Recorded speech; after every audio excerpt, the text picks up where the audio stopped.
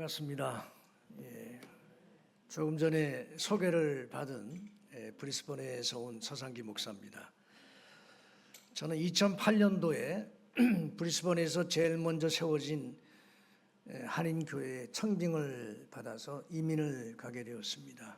그러나 사정이 여의치 못해서 2년이 지난 2010년도에 가정교회로 교회를 개척했습니다.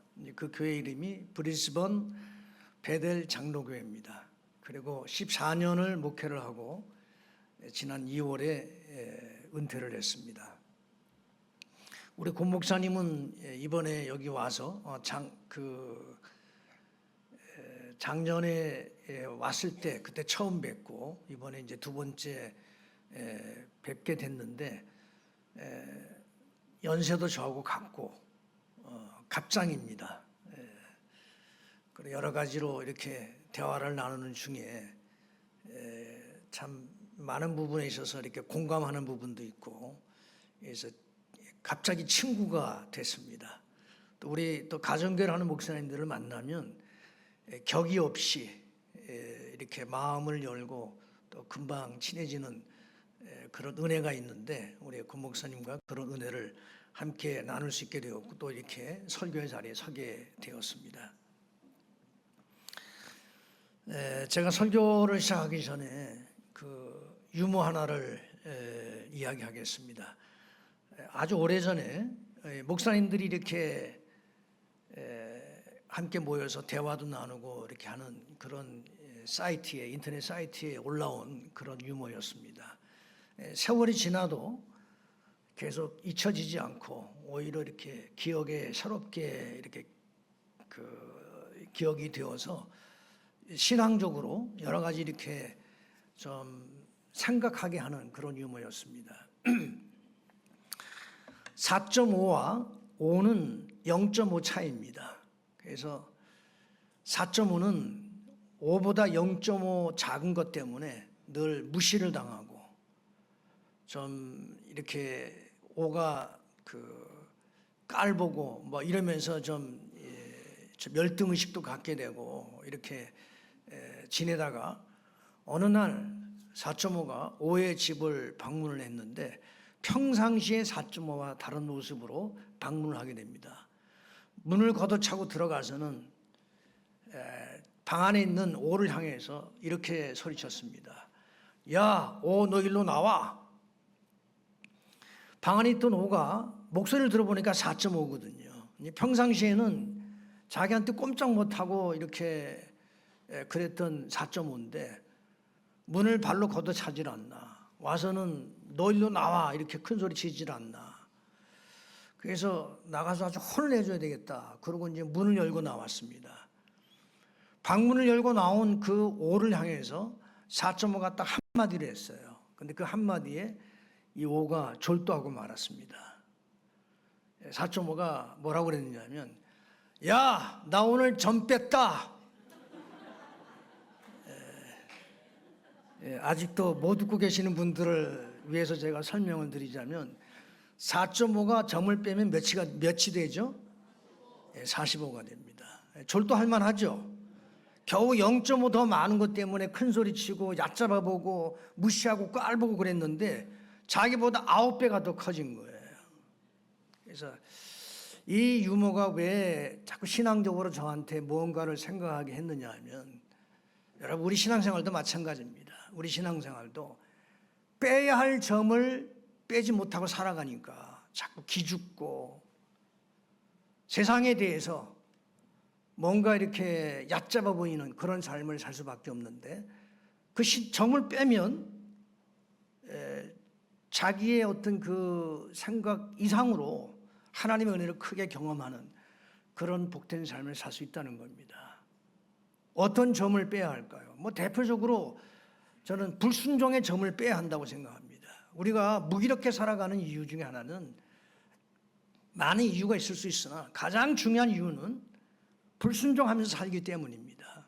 불순종하면 능력 있는 그리스도인의 삶을 살 수가 없어요. 그런 관점에서 오늘 말씀을 함께 나누려고 합니다.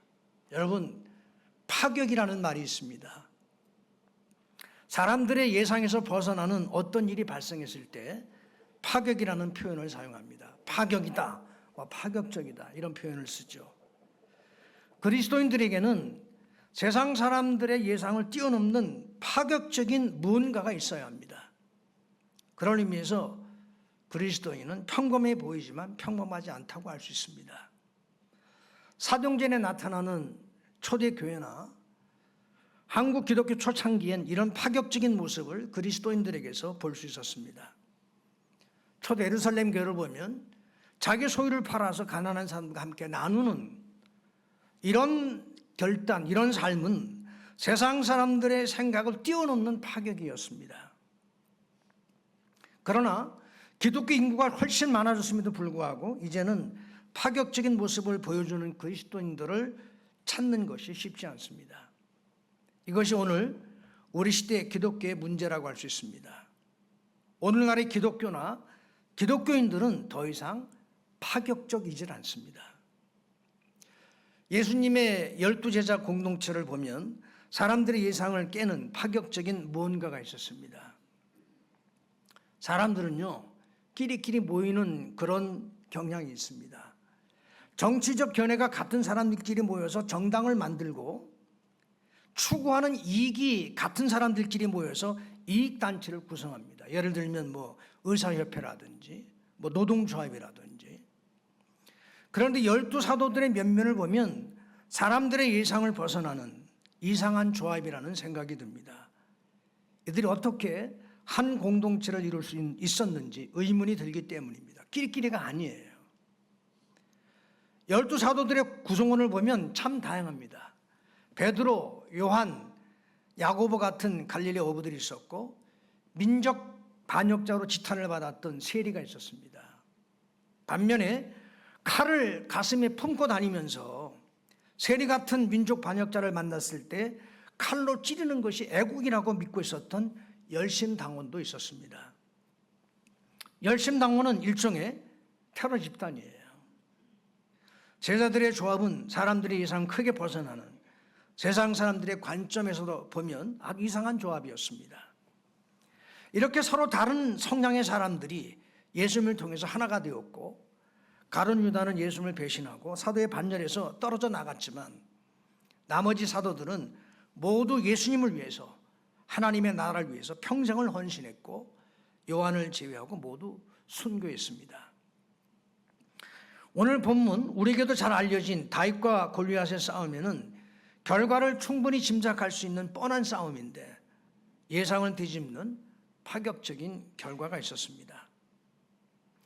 여러분들이 이 요한복음 사무엘상 17장 앞부분부터 쭉 읽어보면 이제 블레셋과 이스라엘이 전쟁 중이었거든요. 블레셋이 쳐들어왔어요.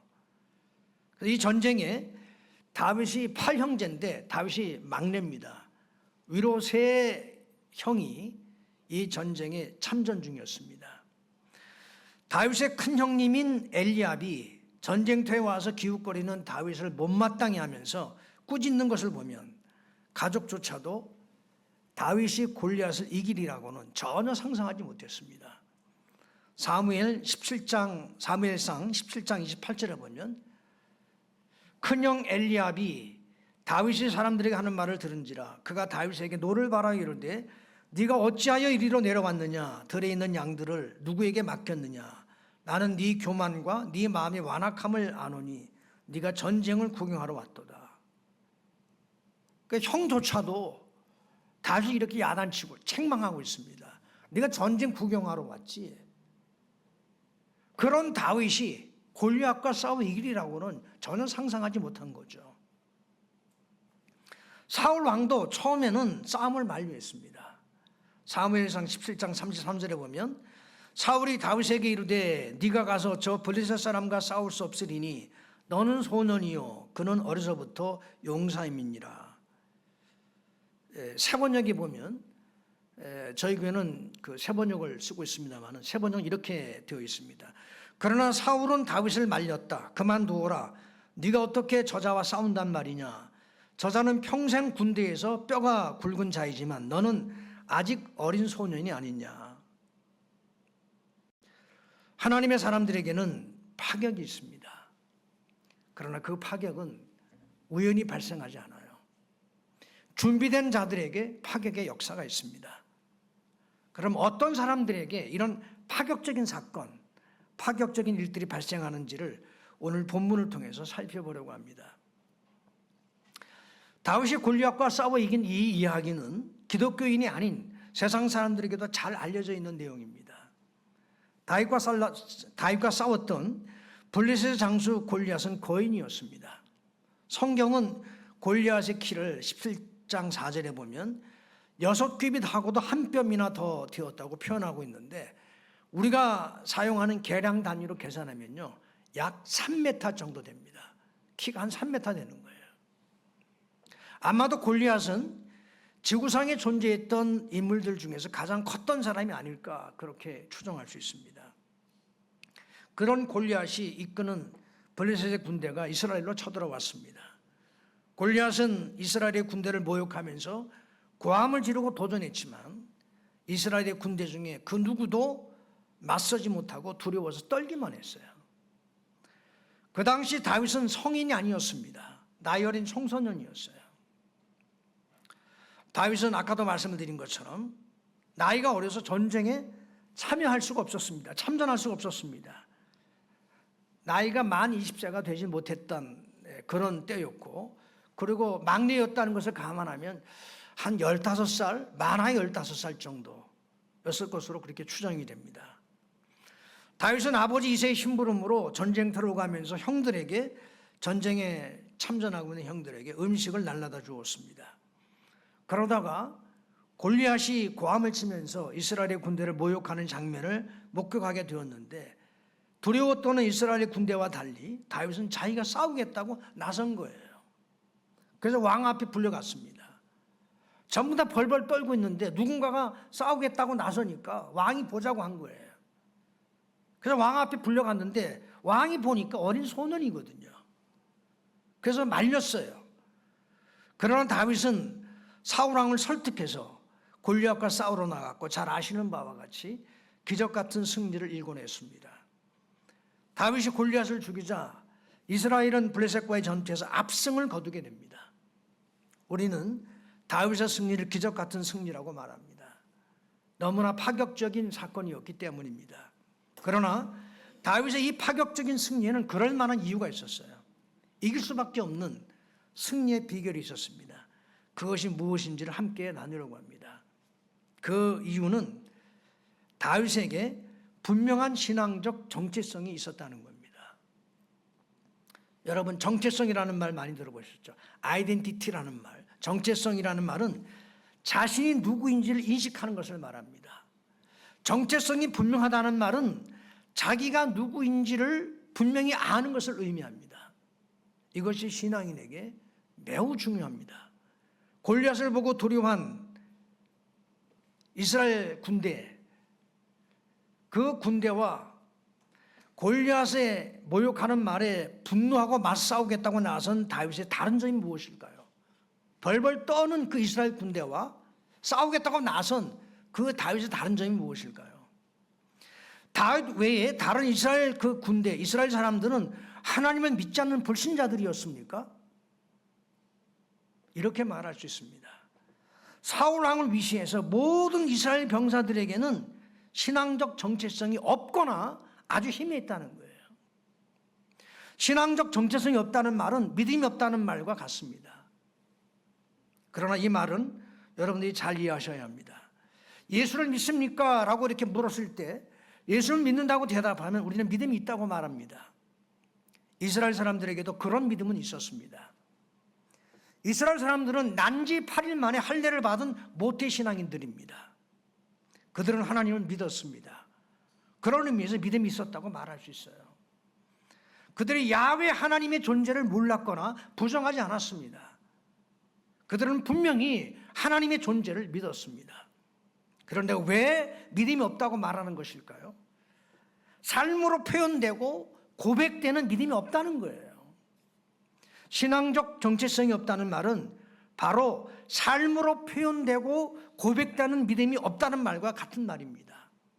이것이 오늘날 많은 그리스도인들의 문제입니다. 이런 사람들의 특징이 있습니다. 분명 예수를 믿는데 생활은 불신자들과 크게 다르지 않습니다. 교회 다니는 것 빼고는 불신자와 다른 것이 별로 없어요. 이런 문제가 발생하는 이유는 신앙적 정체성이 없기 때문입니다. 하나님의 사람들의 정체성은 하나님과의 관계 속에서 결정됩니다. 자기를 정의할 때 하나님과의 관계 속에서 자신을 이해하고 생각하는 것입니다.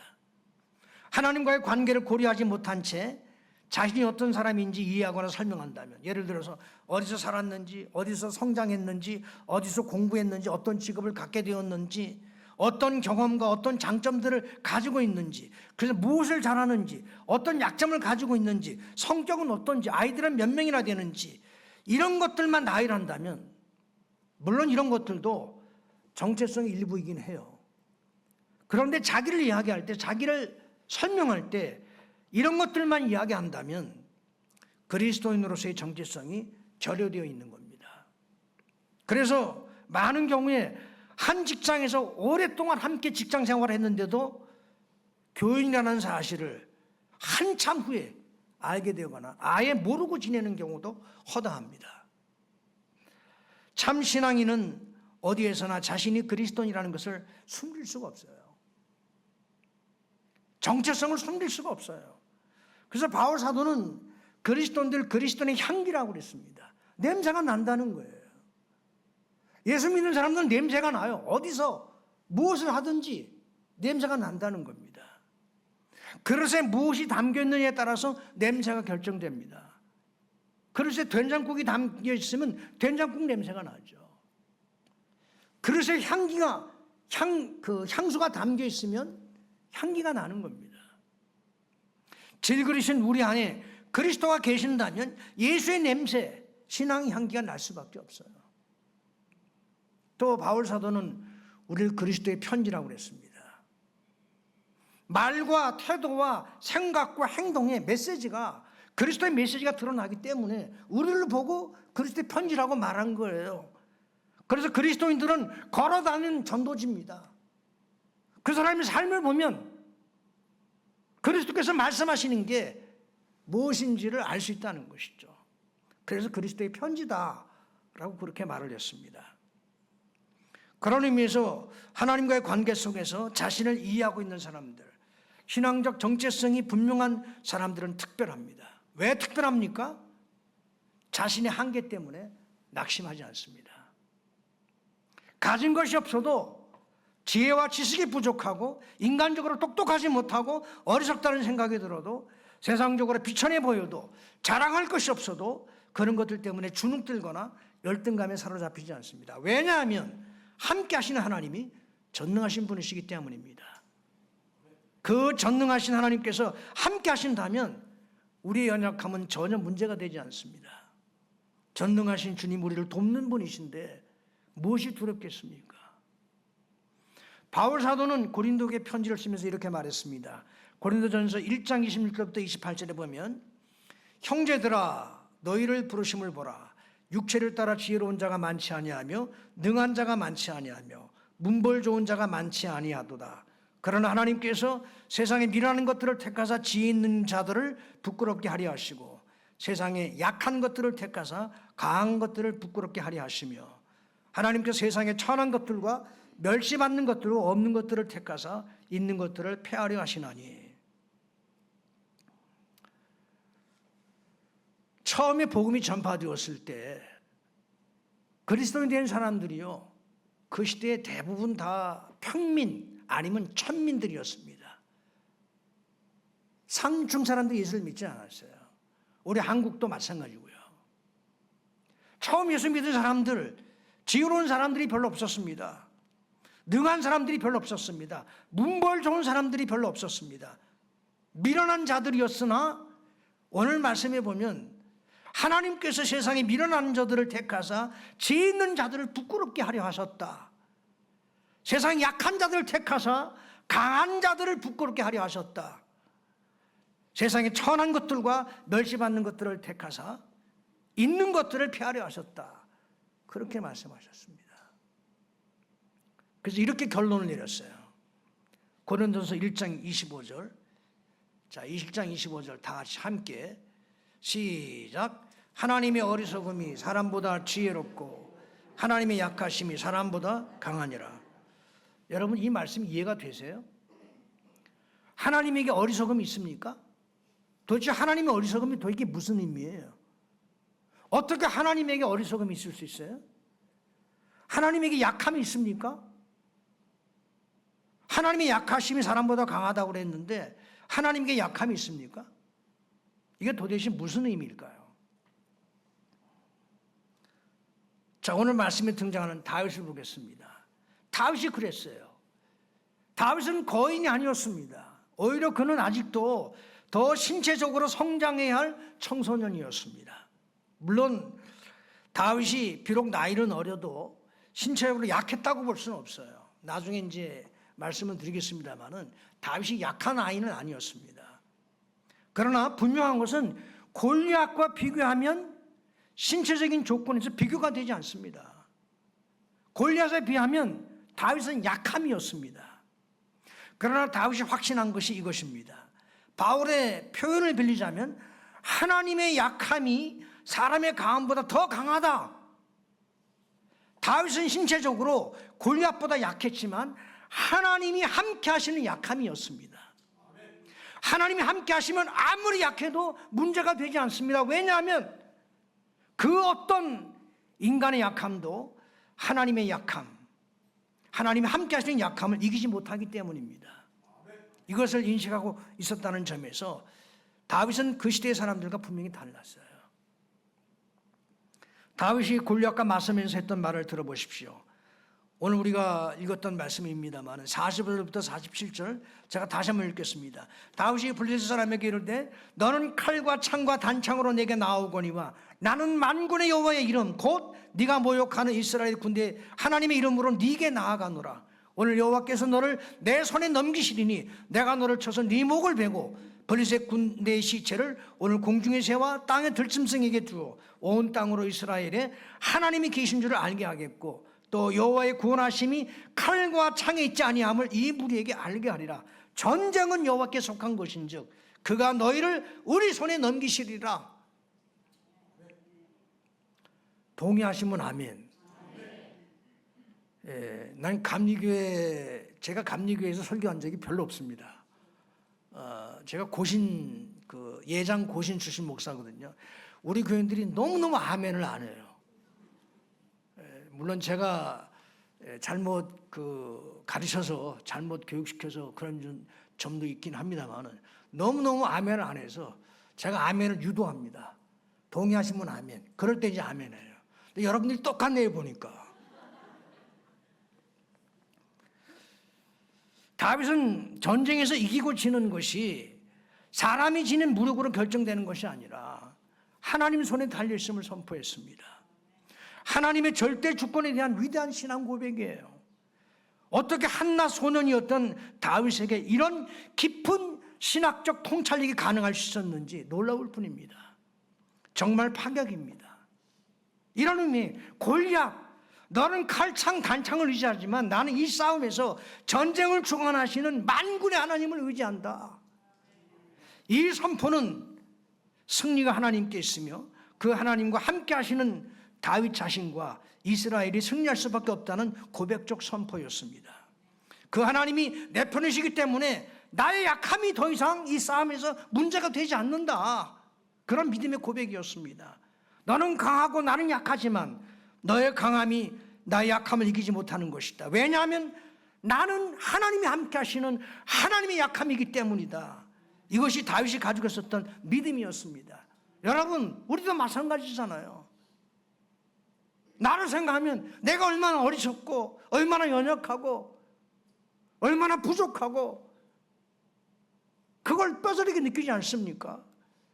그래서 그때로 그런 것들 때문에 좌절하고 낙심하기도 하고 열등의식에 빠지기도 하고 자존감도 막 형편없이 막 떨어지고 그럴 때가 있잖아요.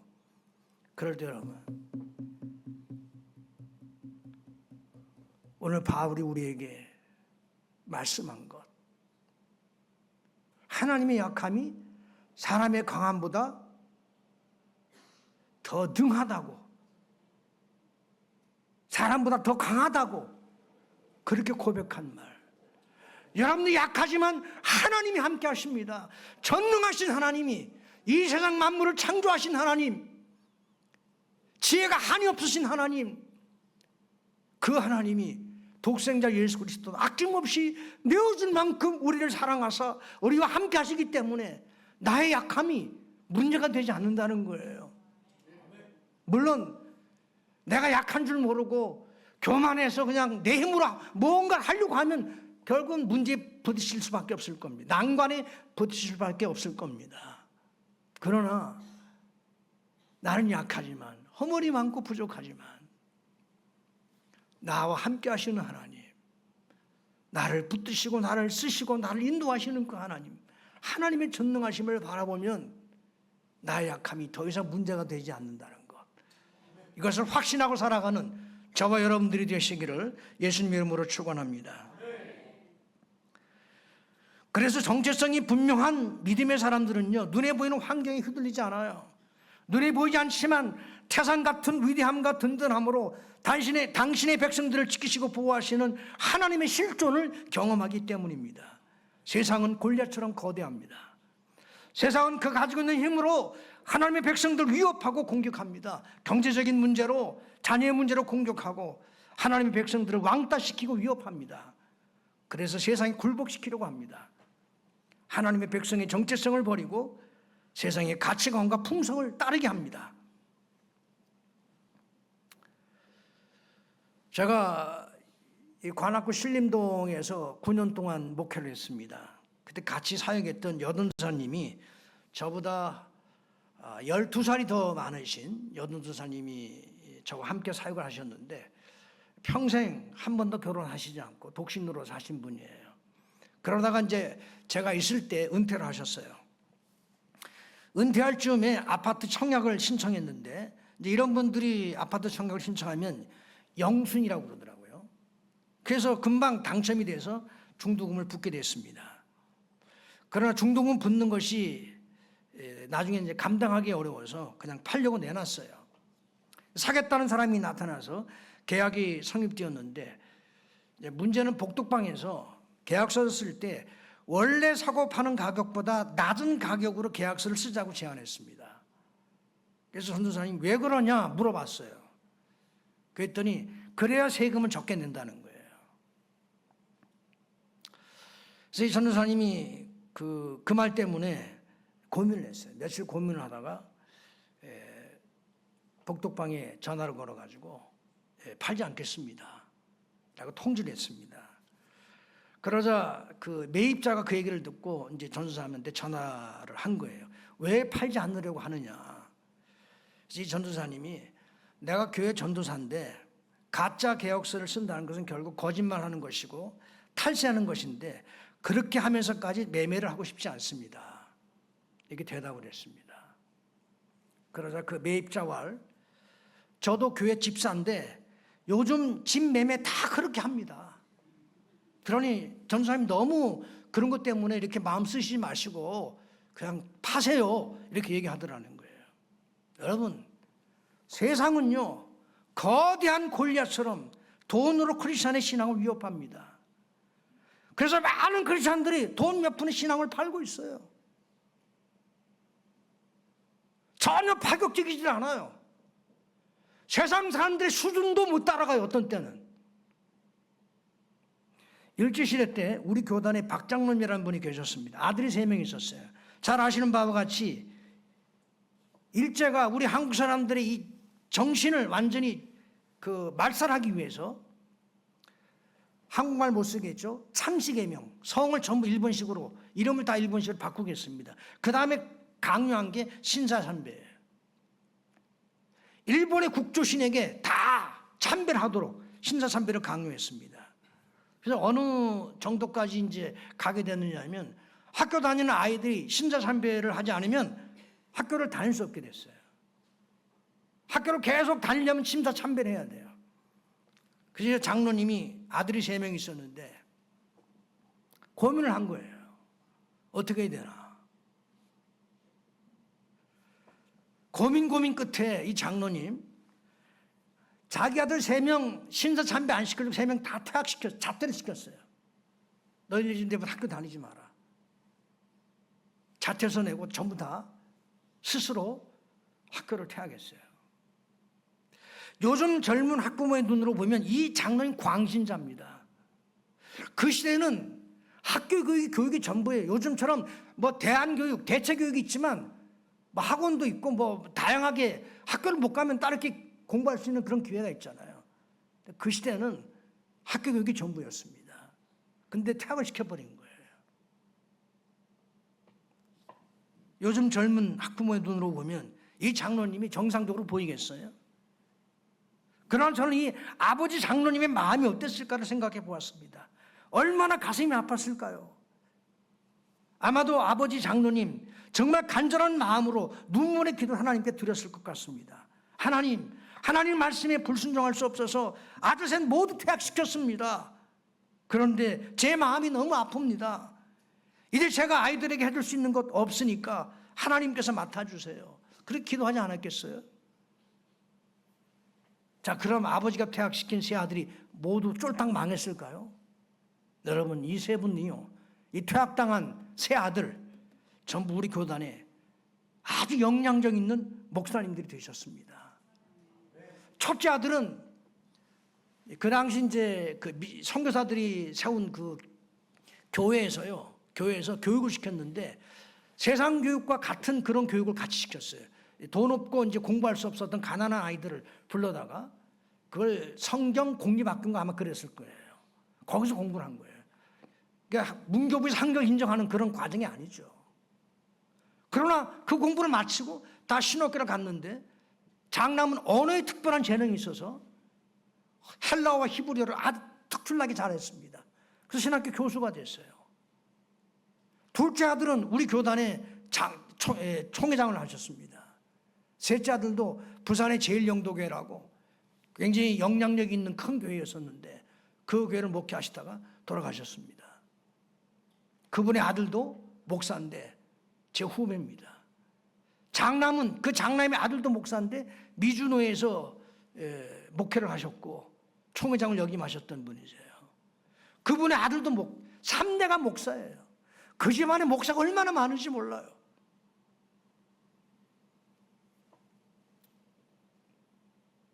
신앙적 정체성이 불분명한 사람들은 턱없이 연약해 보이고 못나 보이는 자신의 한계만을 주목합니다. 육신의 눈에 보이는 것이 전부라고 생각해요. 신앙적 정체성이 불분명한 사람들의 특징입니다. 눈에 보이는 게 전부예요. 그래서 열등감에 사로잡혀 있게 되고 패배주의를 끼고 삽니다. 쉽게 낙심하고 부정적 사고방식으로 자신을 영적 불구의 상태에 빠뜨립니다. 그러나 정체성이 분명한 그리스도인들에게 이러한 도전은 위협이 되지 않습니다. 우리가 누구입니까? 구원받은 하나님의 자녀예요. 왕같은 제사장이에요. 세상에서는 너희가 환난을 당하라, 담대하라, 내가 세상을 이겼노라 말씀하시는 예수님이 우리와 함께 계십니다. 그러나 이러한 정체성은요, 어느 날 갑자기 생기는 게 아닙니다. 이스라엘 사람들 중에서 하나님 모르는 사람들이 어디 있었습니까? 하나님이 창조주 하나님이시라는 것을 모르는 사람이 어디 있었습니까? 그들은 모태신앙인들이었습니다. 그러나 골리앗을 두려워했습니다. 골리앗이 그들 앞에서 큰 소리치고 모욕하고 도전했을 때 두렵기만 했습니다. 하나님의 백성의 정체성을 잃어버렸어요. 왜 그랬을까요? 그 이유를 우리는 다윗에게서 찾을 수 있습니다.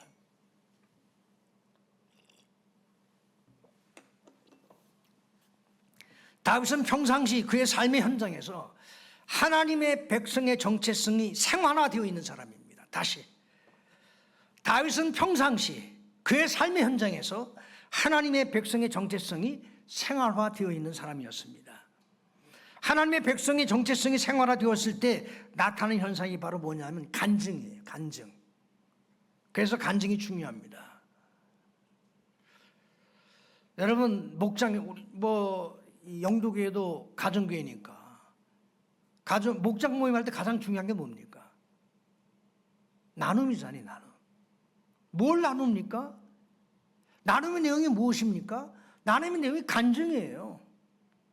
시시콜콜한 이야기를 나누는 것이 아니라 하나님이 나에게 은혜를 주신 것, 말씀 묵상하면서 깨달은 은혜, 그것을 함께 나누고, 기도하다가 응답받은 것을 함께 나누고, 부부싸움 했지만 하나님의 은혜로 어떻게 화해했는지 그런 것도 함께 나누는 거 아닙니까?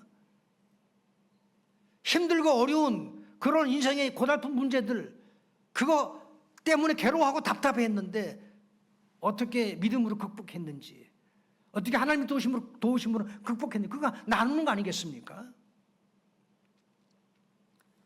간증이 없다는 것은 하나님의 백성의 정체성이 생활화되어 있지 않다는 거예요. 다윗이 골리앗과 싸우겠다는 의지를 표명했을 때 사울 왕에게 불려갔습니다. 사울 왕은 다윗이 어린 소년인 것을 알고 앞에서도 말씀을 드렸듯이 싸움을 만류했어요. 사울 왕은 다윗이 철이 없어서 겁도 없이 싸우겠다고 나서는 줄 알았습니다. 하룻광아리 범 무서운 줄 모른다는 말처럼 어린아이 객기 정도로 그렇게 생각했습니다.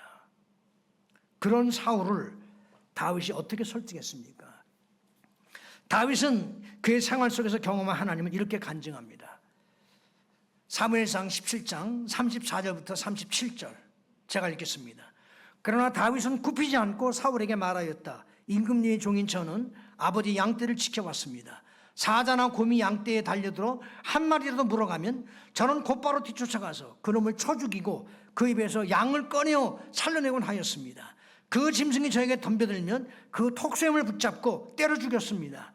제가 이렇게 사자도 죽이고 곰도 죽였으니 저 할례 받지 못한 블레셋 사람도 그 꼴로 만들어 놓겠습니다.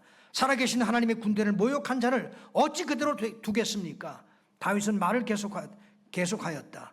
사자의 발톱이나 곰의 발톱에서 저를 살려주신 주님께서 저 블레셋 사람의 손에서 틀림없이 저를 살려주실 것입니다. 그제서야 사울이 다윗에게 허락하였다. 그렇다면 나가도 좋다.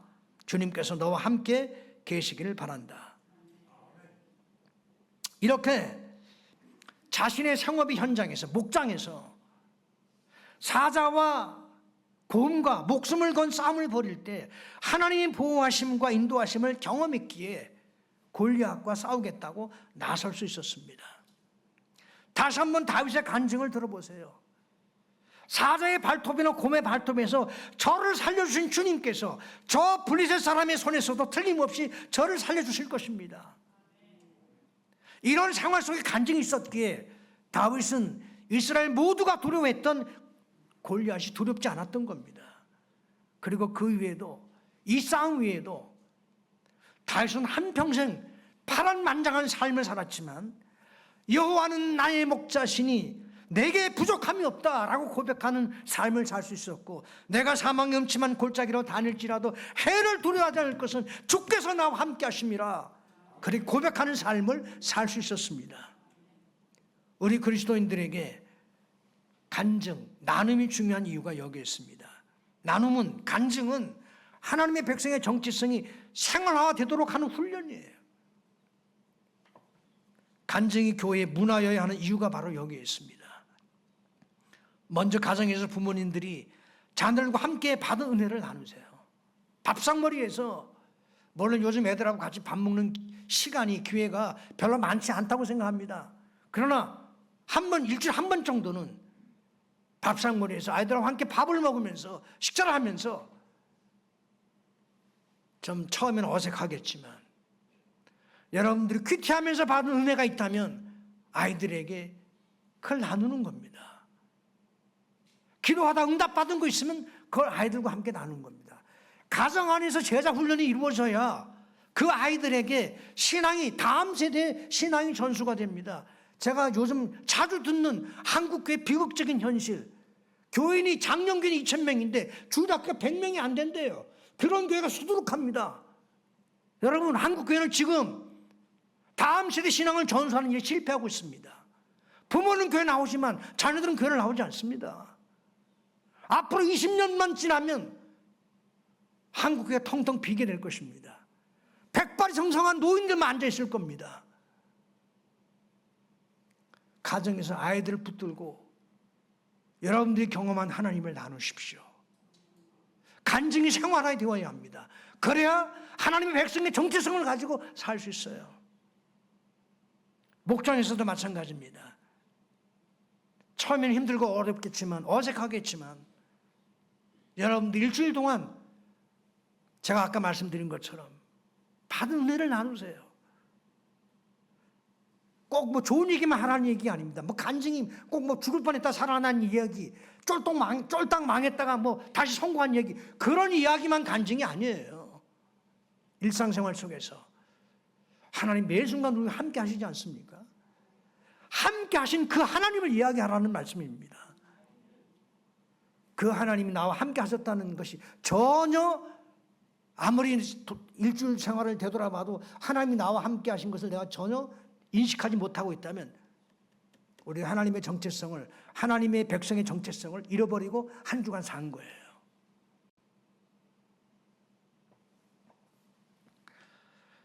우리는 세상을 창조하시고 운행하시는 전능한 하나님의 자녀들입니다. 왕 같은 제사장입니다. 우리는 분명 연약하지만 그냥 약하기만 존재가 아니라, 약하기만 한 존재가 아니라 하나님 함께 하시는 하나님의 약함입니다. 하나님의 약함은 세상의 강함을 이길 수 있어요. 이 분명한 정체성을 가질 뿐만 아니라 이 정체성이 우리의 삶 속에서 생활화된, 그래서 간증이 있는 하나님의 사람들로 살아가시기를 예수님의 이름으로 축원합니다.